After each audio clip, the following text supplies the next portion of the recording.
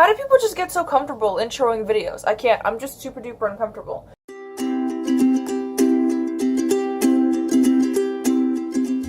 I don't know how to intro this. Welcome back, guys and gals and my non-binary pals. We're gonna do one more. Is it recording? We're gonna check. Cool. We're off to a great start, Lindsay. Great start to 2019. Hopefully I don't look like a trash panda, aka a raccoon. Because I've been sick for the past couple of weeks, which is why I haven't really posted anything or done anything via YouTube in a hot minute. But here I am, late to the party as always, with my least favorite and favorite books of 2018. I'm not doing two separate videos because the list isn't very long.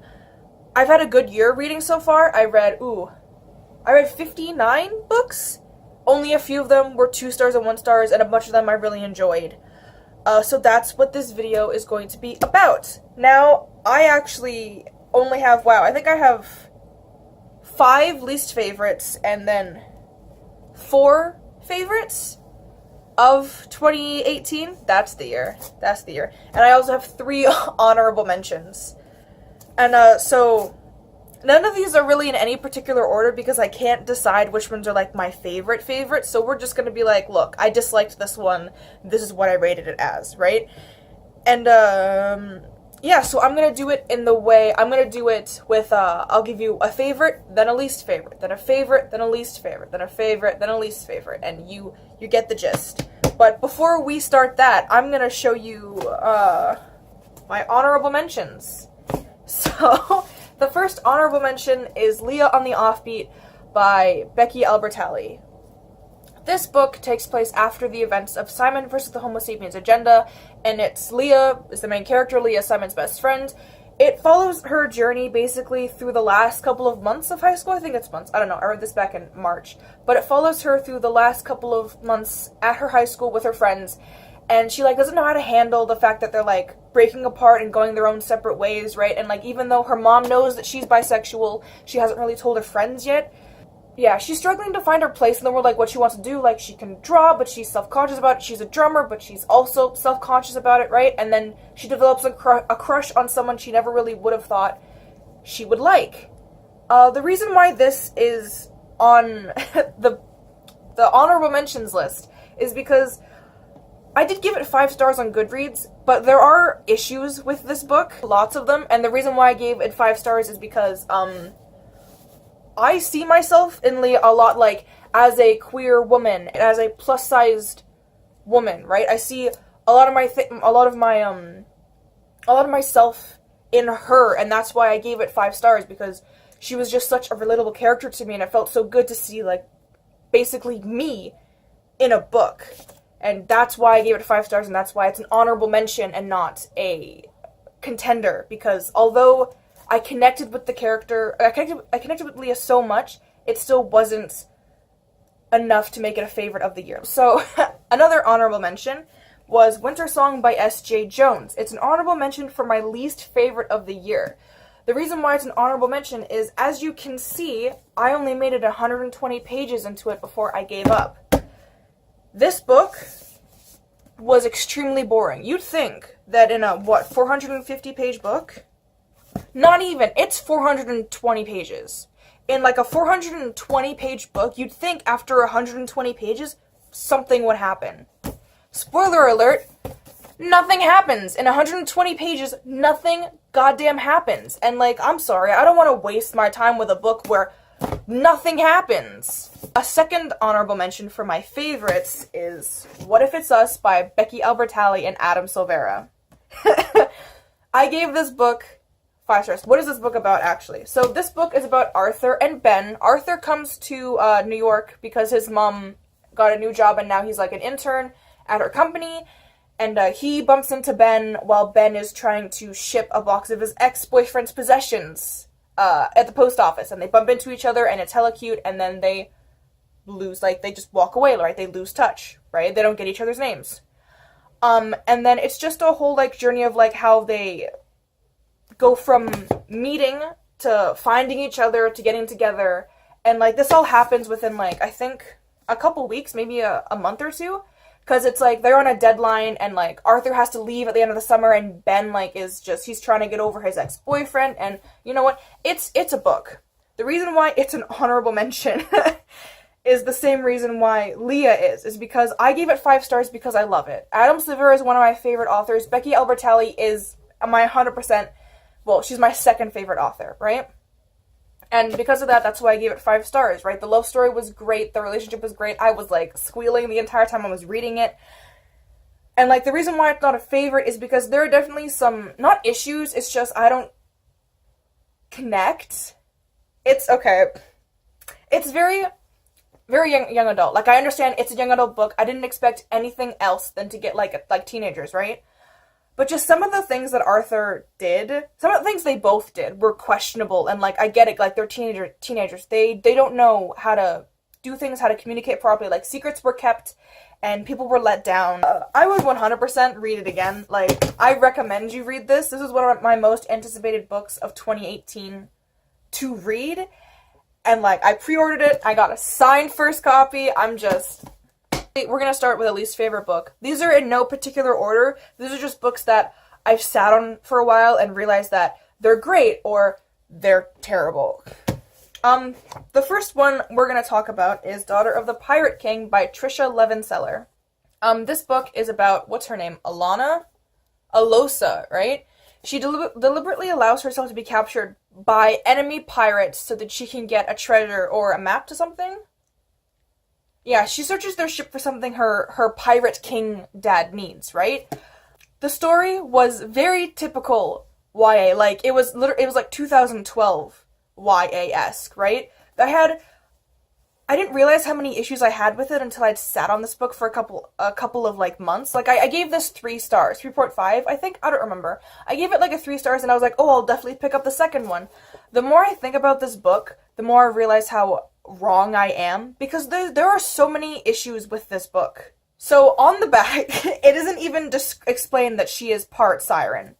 But halfway through the book, she just comes up, she's like, yeah, I can do this because I am a siren. It's like, when did you tell us? When did you tell us that you were part siren? I don't remember, but I think halfway through the book, she convinces them to, like, let her out of the brig and, like, have a room to herself, right? And Bryden's like, oh, well, you can use my room. And then Alois is like, oh, hot damn, I'll use your room. And then, like, she's asleep in his bed, and then apparently, in the middle of the night, he crawled in and, like, cuddled her, and then she was like, ew, get off, and he's like, but you like it, and she's like, get off, and I was like, dude, get the hell off, get the fuck off. That doesn't help that the only LGBT character is used as, like, a plot point. He's not there as an actual character.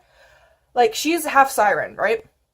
So she can attract the men to her, right? But because this guy's gay, it's like, oh no, I can't attract him. What am I gonna do? I also read this, like, I read this in March. I don't remember a lot of the bad stuff, but that's why it's one of my least favorites of the year. I know it's going to be most favorite books of 2018, but I have to do an entire series. This is Paper Girls by Brian K. Vaughan. He's the same guy who does the Saga series. This really threw me for a loop. It's 1988, and 4 12-year-old girls are out on Halloween night, and they're paper girls, right? They deliver the papers, and they get swept up into this whole adventure, everything to do with time travel, and, like, there's friendships, there's, like, the slightest bit of romance, there's 2 sides, and you don't know which side to pick or to trust, and the art is fantastic, and the characters are great, and they each have their own, like, individual voice, and, like, characteristics, and you can 100%, like, hear them in your head. I gave the entire series, except for a couple of them, 5 stars, a couple of them I gave 4, but I am so excited for the next one to come out. It's probably not going to come out till the end of this year, but I am super duper excited, and that's why this is one of my favorites of 2018. So this is a book. This is A Midsummer's Night's Scream by R.L. Stine. This is not a good book. I'm letting you know, hands down. Hello, I'm back. I have notes on how terrible this book was. First, let me explain. This book is about 2 characters. I forget their names because they're just that forgettable. Claire and Delia. Okay, so Claire and Delia are best friends, and Claire's dad is a producer, director, famous for doing scary movies and stuff, right?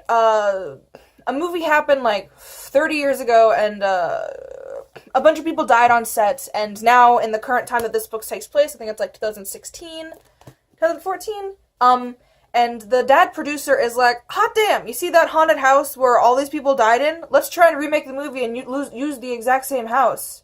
Because it's great publicity. People start dying on set because why would you use a ghost house to film your things, right?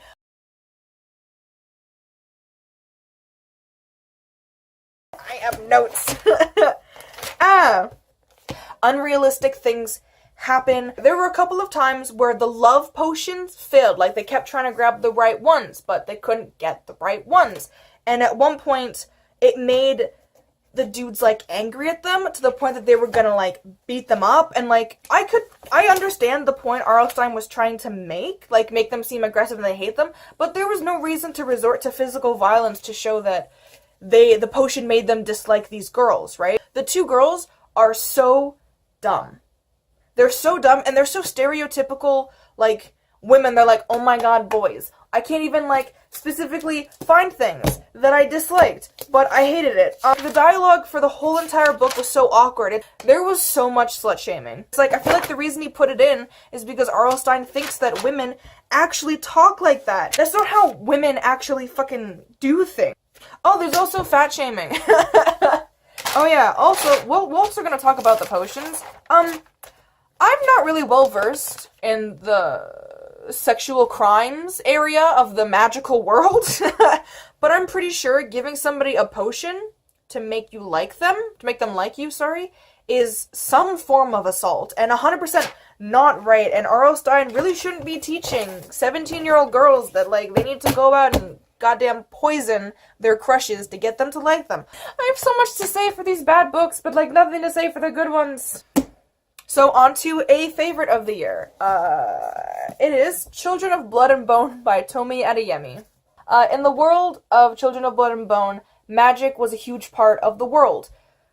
People like Zélie were able to use it and harness it in several different ways. But when Zélie was a kid, the King Saran, he destroyed magic as they know it. He took it away, no one really knows how. So, with Zélie, and the help of a runaway princess and her brother, she does her best to bring magic back to their world. Along the way, the prince, the runaway princess's brother, is chasing them. Just, the reason I love this book so much is because of just character growth. If there's one thing that fuels me, it's character development, and this feeds me very well. So, Zélie, she's very hard-headed, she's very like, we're doing this, we have to do this, it's gonna happen.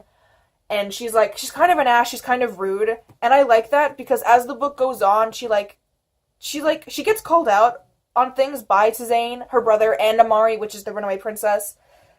And, like, it slowly helps her to grow. Like, I'm totally for unlikable main characters, right? Because it's just the best way to show growth through stories, right? Okay, I have this book on ebook. So we're going back to the worst, least favorite of 2018. I don't have the physical book, so I'm going to hold up a piece of paper. Ow, did I just give myself a paper cut? So I'm going to hold up this piece of paper and then just put the actual title here. Fracture Bee by Tahira Mafi. It's the second novella in the Shatter Me series. The reason why I hate it is because Adam Kent is a little bitch. He is so whiny and needy, and he's like, Juliet will choose me. It's like, Juliet will do what she wants. My god, I hate Adam so much. I hated reading from his perspective because I hate his character so much. That's the only reason why I disliked Fracture Me, is because it was about Adam. Adam can choke. He can choke. Okay, so my next favorite of the year is Sadie by Courtney Summers. This is actually the very first young adult thriller I've ever read, and I just have to say, all other young adult thrillers beware, because this was so good. It was so amazing and thrilling, and I was like on the edge of my seat reading it the entire time. This book is about a girl named Sadie. Her younger sister got murdered a couple years ago, but the police couldn't find anything, so she goes off to try and find her sister's killer, and it's just so raw and just emotional, and I found myself like tearing up several times. I think I cried like at the end. I mean, it was just so raw and touching, and the lengths that she went through. Like, she knew what to do. She knew what she was doing. She knew how much trouble she could get in and how much danger. This is definitely one of my favorite books of 2018, and I really want anyone who hasn't read it. This is something you should read. One of my least favorite books of the year was The Great Gatsby by F. Scott Fitzgerald. I honestly didn't think it was good. Like, there were some parts I liked. The majority of it I disliked. It took half the book to get to Gatsby, right? And I get, like, we need to know Nick's backstory so we can understand the ending. But there were so many simpler ways to do it. It took so long to understand, like, spoilers if you haven't read Great Gatsby, but it took so long for us to be introduced to Daisy and her husband, and understand that Daisy's husband is cheating on him, and that Daisy isn't happy, and that the other woman, like, they really love each other, and they want to run off together, right? It took so long to get that information down that it really took away from the whole Great Gatsby experience. I also wasted all that time on this book, and, like, nothing really came of it. All I learned was something I already knew, like, a friend to many is a friend to none. Like, Jay Gatsby had, like, 1,000 friends, and none of them were his friends. That's it. That's all I have to say on The Great Gatsby. I will not be reading it again. I gave it a shot. One more classic checked off my list. So to end it on a good note, I'm actually going to show you my last least favorite, and then my last favorite. So, more controversial opinions. It's The Kiss Quotient by Helen Huang. This book... This is not what I wanted when I read this book. I thought it was going to be a cute, light, fluffy romance about a girl who's, like, being taught to, like, be comfortable with, like, people touching her, like...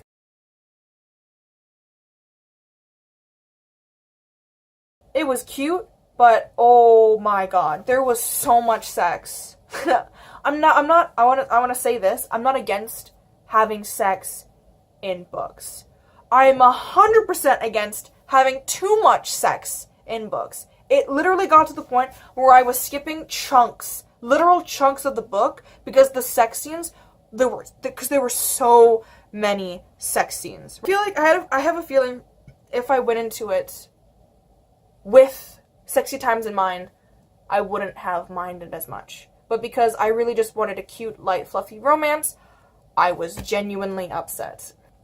I don't think I'm going to go into depth of any more of how much I like this, but I am, if I can, I'm gonna I'm gonna link my Goodreads, and then you can find my actual thoughts on the book, because it's a lot. We go to the final book. So it's Simon versus the Homo Sapiens Agenda by Becky Albertalli. This book is my child. Like, if I had to have children, this would be the child. So this is a book about a guy named Simon Spear, and he's a perfectly average, normal human being. He goes to school, gets mediocre grades, loves theater. He just has one secret, and that he's gay. When he discovers that another anonymous person at his school is gay through the Tumblr Creek Secrets, he contacts this person, and they start a chain of emails. He calls himself Blue, and Simon calls himself Jacques. Over the course of a few months, they get to know each other, and it's cute, and it's fluffy, and it's great. And then he leaves his email on a public computer, and the goofy guy in class, Barton, finds it, and then he uses that to blackmail Simon into trying to help him get with his friend Abby. My voice sounds very grave, but I hate Martin with a burning passion. This book is my favorite of the year, not only because I read it twice, but because it's just, as a queer person, this spoke to me so much, just about, like, the fear of coming out, and, like, what do you do with your friends? It was amazing. It was amazingly done. It touched me in so many ways. I cried and I squealed. I read it in like 2 days. This is just an all-around amazing book. And it's needed, and it's necessary, and I'm so glad this book came into my life. That was the video for today. I kind of have a resolution this year to kind of, like, do my best to post at least twice a month. Like, I'll do my best. Like, if I want to, I'll post more, but I have to at least post twice a month, which is pretty good because I did start this channel last year, and there's been, like, zero activity. Anyway, yeah, those are my best and least favorite and most favorite books of the year of 2018. I look forward to having another magnificent reading year like I had last year. And I look forward to seeing you guys often if you come in. I'm gonna head out. People are probably gonna be coming home soon. Like a bird I'm going to on a leave. tree.